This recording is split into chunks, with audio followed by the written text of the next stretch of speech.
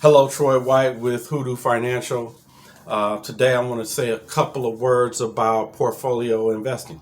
The point of it all in building an investment portfolio. I'll even rewind. The point of investing is to build a collection of assets that are going to achieve your goals, your financial goals. That means those collection of assets are going to end up being a portfolio. That's going to be the portfolio that you hold. So while building this portfolio, I'm going to say there's three or four things you should focus, some areas of focus. There's more, but here's some that I just want to lay on you right now. Investment automation. So investment automation, you need to automate your investments. If you don't automate it, there's a likelihood that it won't occur. So you may be diligent and do all the right things for the first month, the second month, the third, but to be a consistent, regular investor means you need to set up the automation. What does that mean? Connect your bank accounts and your investment accounts. That means setting up bank links, creating your auto bill pays, the ACH, and so forth. This is so that you can set up your regular contributions from your bank to your investment account. Also, set up your investment, those regular investments that go on a monthly basis.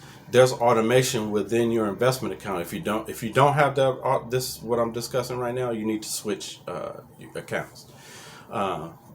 Consider our firm as well. So most investment accounts have the ability to set automatic investment into a portfolio of assets, at least into some sort of stock of your choosing. But ideally, you would have a portfolio of assets that your monthly contributions will automatically invest into. So set up auto rebalancing as well if that's something that you have discussed with your advisor and are an ideal candidate, or if that fits your circumstances. But auto rebalancing will help you build that portfolio. Basically means sell off some of the winners and apply the earnings to some of the losers. So you're buying at a discount. And this is fundamentally how you would set up your dollar cost averaging. That's the nuts and bolts of how you should dollar cost averaging. Dollar cost averaging means I'm gonna buy a set amount of assets on a specific date every month consistently. And this is how you get the best overall average price. And what you're doing in that regard is stock pick well, what you're trying to avoid doing by dollar cost averaging is stock picking versus portfolio investing. Stock picking means you heard something on TV, you heard something from your friend about a stock. Okay, that's a new stock on your consciousness, so you go buy some. So there's no rhyme or reason as to why. It's just you heard it's a good stock to hear, good stock to buy. But understand that by the time the information reaches you, the bargain is already gone. So, and this is just because of the market efficiencies. So so you shouldn't buy off tips fundamentally. And I don't want you to buy one stock at a time. I want you to purchase a portfolio of assets. So whatever 10, 20, or 100 stocks are best suited to achieve the investment goals, the financial planning goals that you have for yourself, your family, that portfolio of assets is what you should be dollar cost averaging into. You should be investing into that portfolio consistently on a regular basis. And so don't invest in individual stocks on a regular basis. You should have a personalized portfolio of assets based on your financial planning goals.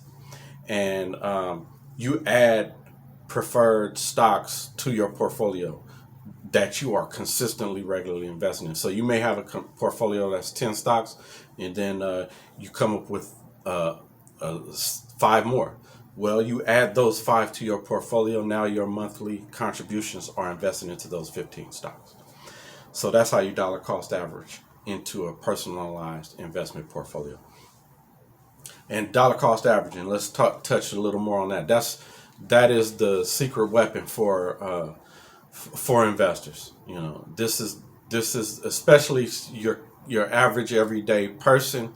This is how you attack the market. You know, I'm not going to say beat the market every time, but this is how you make the most efficient use of your dollars. Each month you set a day to invest, and hopefully through automation. So your dollars are sent from your bank to your investment account on that date. And then, a couple days later, you also have the automation that is going to put those dollars to use, meaning injected into your portfolio of assets. And this is going to give you the best average price over time. And so then you need to, your portfolio consists of more than one account type. I want you to think of your portfolio that's going to, your portfolio is a combination of all the accounts that you hold. And you say, well, what do you mean all the accounts? There's a lot of account types you got. You got 401k, you got IRA, a Roth IRA, self-directed IRAs, custodial accounts, traditional investment accounts. So most people are thinking a traditional investment account. You set up an account, you start buying a stock here, a stock there, and that's how you want to win. But don't forget, you're investing at your employer as well into your 401k. So we want to ensure that the things you do at your employer are not the same things you're doing in your investment account. We don't want we want to be diversified, right? We don't want to be putting all our eggs in one basket. So you've got to do the analysis to make sure, hey, what am I doing over there at work in my 401k? And don't duplicate your efforts into your personal investment account. And then that's good for that 401k. What about the 401k from your old employer? Well, those you should roll over into an IRA. And so then again, the things you're doing in your IRA should not be duplicated in your 401k and in your personal individual investment account. And consider also a Roth IRA. Do you have a Roth IRA? Roth IRAs, after-tax dollars that you are investing with, that is tax-free growth and tax-free withdrawals at retirement, which is different from a 401k and an IRA. So you got to consider investing in a Roth as well. Also, if you plan on holding cryptocurrencies in your retirement accounts, maybe do some investing in crowdfunding for retirement. Might even do hard money lending out of that account.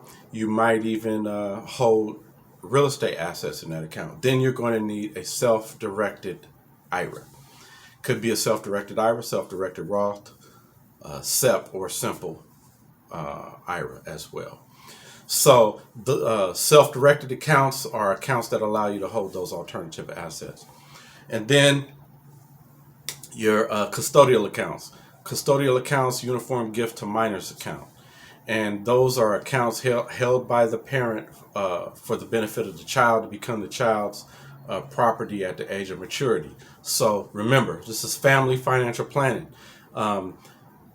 Legacy investing. The intention is to leave something for those who are coming behind you. So that means part of your investing should include saving and investing for your children. So a custodial account is something that you should be doing. Again, consider all of these together. We don't want to duplicate efforts, but when you know that what you are investing in for your child, those are going to be longer term assets because they usually have a longer term time horizon. So that allows us to put a different type of asset class, asset mix into their portfolio. And then lastly, your traditional investment account. Hey, that's just the account. It's a basic taxable account. So you need to consider the investments going in there as well because of tax consequences, as well as your short-term, medium, and long-term investments that are in there. We should have slightly different portfolios inside for each of those goals, short, medium, and long-term goals within that one account. So we've got multiple portfolios in these multiple accounts that make up the entirety of your investment portfolio, if you get what I mean. So if you want to talk about that some more also, I'll leave a scheduling link in the description or somewhere below. Click the link below, wherever it is. So I'm going to cut it there. Thanks for listening. We'll talk more soon. Holler if you need me.